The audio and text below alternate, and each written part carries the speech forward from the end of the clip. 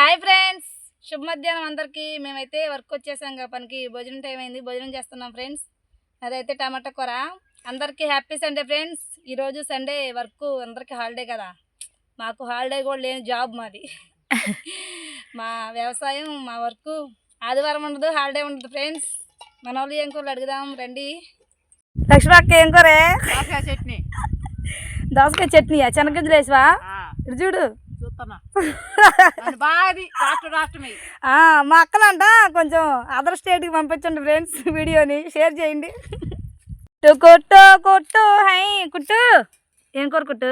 శనగ ఇత్తులు పచ్చడా? అన్నం తినమని చెప్పు కుట్టు అందరినీ. నువ్వు తింటున్నావా? మీరు కూడా తినండి ఫ్రెండ్స్. ఓకే ఫ్రెండ్స్, మేమైతే భోజనం చేస్తున్నాం. మినుంకాయ తీయడానికి వచ్చాం. మేమేమేం కూరలో కామెంట్ చేయండి ఫ్రెండ్స్. Bye bye friends. మన ఆయుధం దగ్గరే ఉంది, మళ్ళీ అన్నం తిని దాన్ని తీసుకొని వెళ్ళాలి. మినుంకాయ అయితే చాలా చిన్నగా ఉంది ఫ్రెండ్స్, చూపెడతాగండి. అసలు ఎట్టుందో మీరే షాక్ అయిపోతారు. మేము ఈ మినుంకాయ ఏరలేక చచ్చిపోతున్నాం ఫ్రెండ్స్. రైతన్నులు పాపం చూడండి, మినుంకాయ జల్లి ముందేసారంట.